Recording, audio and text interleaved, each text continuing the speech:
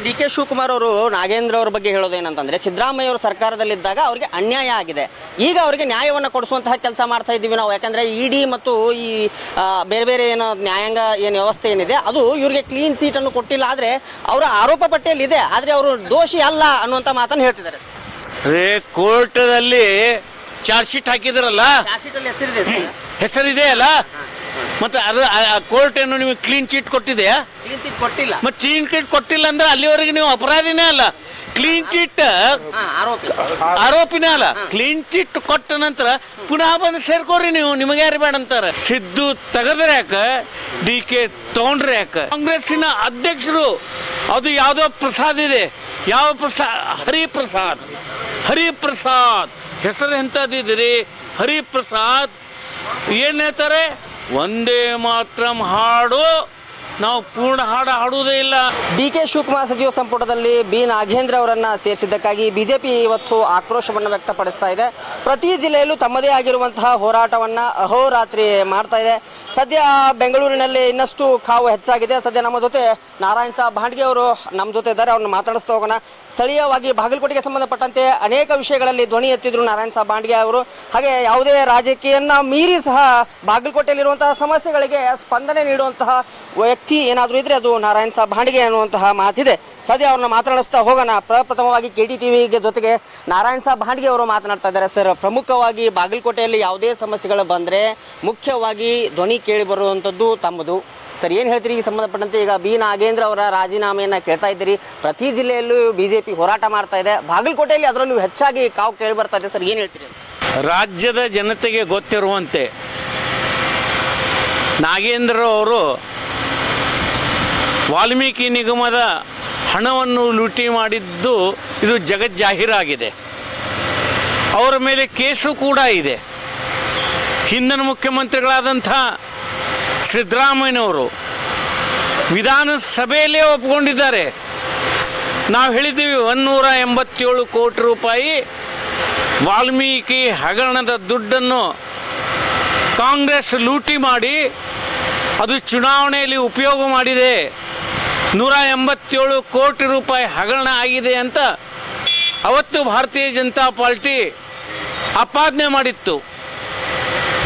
ಆವಾಗ ವಿಧಾನಸಭೆಯಲ್ಲಿ ಅಂದಿನ ಮುಖ್ಯಮಂತ್ರಿಗಳಾದಂಥ ಸಿದ್ದರಾಮಯ್ಯನವರು 187 ಕೋಟಿ ಎಲ್ಲ ತಪ್ಪು ಹೇಳ್ತಾ ಇದ್ದೀರಿ, ಬರೇ 87 ಕೋಟಿ ರೂಪಾಯಿ ಲೂಟಿಯಾಗಿದೆ ಅಂತ ವಿಧಾನಸಭೆಯಲ್ಲಿ ಮುಖ್ಯಮಂತ್ರಿಗಳೇ ಒಪ್ಕೊಂಡ್ಬಿಟ್ರು.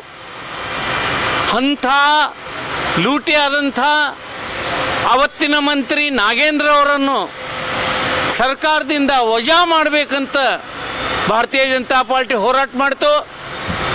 ಆ ಹೋರಾಟದ ಪರಿಣಾಮವಾಗಿ ಕಾಂಗ್ರೆಸ್ ಸರ್ಕಾರಕ್ಕೆ ಅನಿವಾರ್ಯವಾಗಿ ನಾಗೇಂದ್ರ ರಾಜೀನಾಮೆ ಕೊಡಿಸ್ತಕ್ಕಂಥ ಪ್ರಸಂಗ ಬಂತು. ನಾಗೇಂದ್ರ ಅವರು ರಾಜೀನಾಮೆ ಕೊಟ್ಟರು.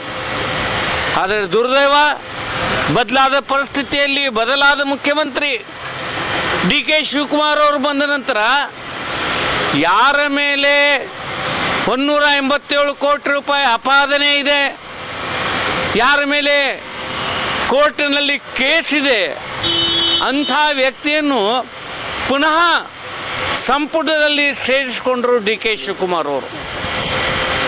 ಹಂಗಾದ್ರೆ ಸಿದ್ದು ತೆಗೆದ್ರೆ ಯಾಕೆ, ಡಿ ಕೆ ತೊಗೊಂಡ್ರೆ ಯಾಕೆ? ಇದು ಒಂದು ಯಕ್ಷ ಪ್ರಶ್ನೆ ಆಗಿದೆ. ಬಹುಶಃ ಕಾಂಗ್ರೆಸ್ಸಿಗರಿಗೆ ಅನಿವಾರ್ಯ ಆಗಿರ್ಬೋದು ನಾಗೇಂದ್ರನಿಗೆ ಮಂತ್ರಿಮಂಡಲ ತಗೊಳ್ಳಿಕ್ಕೆ. ಯಾಕಂತಾರೆ ನಾಗೇಂದ್ರನಿಗೆ ಗೊತ್ತು, ಈ 187 ಕೋಟಿ ರೂಪಾಯಿ ನಾವು ಒಬ್ಬನೇ ತಿಂದಿಲ್ಲ, ಇದರಲ್ಲಿ ಬಹಳಷ್ಟು ಜನರಿಗೆ ಹಂಚಿ ಹೋಗಿದೆ. ರಾಜ್ಯದಲ್ಲಿಯೂ ಹಂಚಿದ್ದೇನೆ, ಕೇಂದ್ರದಲ್ಲಿಯೂ ಹಂಚಿದ್ದೇನೆ. ಹೀಗಾಗಿ ನನ್ನನ್ನು ಮಂತ್ರಿ ಮಾಡದೆ ಹೋದರೆ ನಾನು ಯಾರ್ಯಾರಿಗೆ ದುಡ್ಡು ಕೊಟ್ಟಿದ್ದೇನೆ ಇದು ಎಲ್ಲವನ್ನು ಬಹಿರಂಗ ಮಾಡ್ತೇನೆ ಅನ್ನತಕ್ಕಂಥ ಅಂಜಿಕೆಯಿಂದ ಅವನನ್ನು ಪುನಃ ಮಂತ್ರಿಮಂಡಲಕ್ಕೆ ಸೇರಿಸ್ಕೊಂಡ್ರು. ಇಂಥ ಭ್ರಷ್ಟ ಸರ್ಕಾರದ ವಿರುದ್ಧ, ಇಂಥ ಭ್ರಷ್ಟ ಮಂತ್ರಿಗಳ ವಿರುದ್ಧ ಭಾರತೀಯ ಜನತಾ ಪಾರ್ಟಿ ಬಾಗಲಕೋಟೆ ಜಿಲ್ಲೆಯಲ್ಲಿ ನಾವು ಅಹೋರಾತ್ರಿ ಧರಣಿ ಮಾಡ್ತಾ ಇದ್ದೇವೆ. ಅಹೋರಾತ್ರಿ ರಾತ್ರಿಯೂ ಕೂಡ ಒಂದೊಂದು ದಿವಸ ಒಂದೊಂದು ವಿಧಾನಸಭಾ ಮತಕ್ಷೇತ್ರದಿಂದ ಜನ ಬರ್ತಾ ಇದ್ದಾರೆ. ಇವತ್ತು ಜಮಖಂಡಿಯಿಂದ ನೂರಾರು ಕಾರ್ಯಕರ್ತರು, ಸುಮಾರು 300-400 ಕಾರ್ಯಕರ್ತರು ಜಮಖಂಡಿಯಿಂದ ಬಂದಿದ್ದಾರೆ. ನಿನ್ನೆ ಹುನಗುಂದಲಿಂದ 400-500 ಜನ ಬಂದಿದ್ದರು. ಈ ರೀತಿ ದಿನನಿತ್ಯವೂ ಕೂಡ ಬಾಗಲಕೋಟೆ ವಿಧಾನಸಭಾ ಮತಕ್ಷೇತ್ರದ ಪ್ರತಿಯೊಂದು ಕ್ಷೇತ್ರದಿಂದ ಬಾಗಲಕೋಟೆಗೆ ಬಂದು ಧರಣಿ ಮಾಡ್ತಾ ಇದ್ದಾರೆ. ಇದರ ಬಗ್ಗೆ ಜನರಿಗೆ ಆಕ್ರೋಶ ಇದೆ. ಅವರು ರಾಜೀನಾಮೆ ಕೊಡುವವರೆಗೆ ನಾವಂಕ ಈ ಸತ್ಯಾಗ್ರಹವನ್ನು ಮುಂದುವರಿಸ್ತೇವೆ. ಇನ್ನೊಂದು ಕಡೆ ಪ್ರಿಯಾಂಕಾ ಖರ್ಗೆ ಇವ್ರದೊಂದು ವಿಚಿತ್ರವಾದಂತಹ ವಾದ. ಇಂಥ ಹಗರಣ ನಡೆದದ್ದನ್ನು ಬಿಟ್ಟು ಬಿಡ್ತಾ ಇದ್ದಾರೆ. ಅವರು RSS ಮೇಲೆ ದಿನನಿತ್ಯ ಅವ್ರಿಗೆ ದೆವ್ವ ಹಕ್ಕಿಬಿಟ್ಟದ. ಅವರಿಗೆ ಬೆಳಗ್ಗೆ ಎದ್ರ RSS, ಮಕ್ಕೊಂಡ್ರೆ RSS, ಏನು ಹೇಳಬೇಕು ಅನ್ನೋದೇ ಗೊತ್ತಾಗ್ತಾ ಇಲ್ಲ. RSS ಬಗ್ಗೆ ಟೀಕೆ ಮಾಡೋದು ಖರ್ಗೆ ಅವ್ರಿಗೆ, ಮಲ್ಲಿಕಾರ್ಜುನ ಖರ್ಗೆ ಅವರ ಸುಪುತ್ರ ಮುರುಗಿ ಖರ್ಗೆ, ಇವರು ದಿನಾಲೂ RSS ಮೇಲೆ ಟೀಕೆ ಮಾಡ್ತಾರೆ.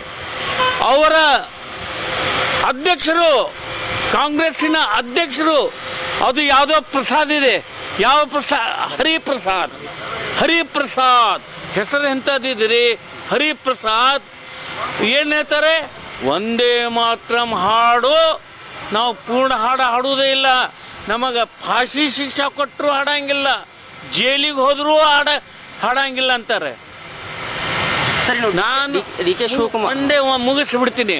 ಯಾಕಂತಂದ್ರೆ ಹರಿಪ್ರಸಾದ್ ಅವರೇ ಒಂದೇ ಮಾತ್ರ ಸಂಪೂರ್ಣ ಹಾಡಬೇಕು ಅನ್ನೋದು ಈಗ ಕಾಯ್ದೆ ಆಗಿದೆ.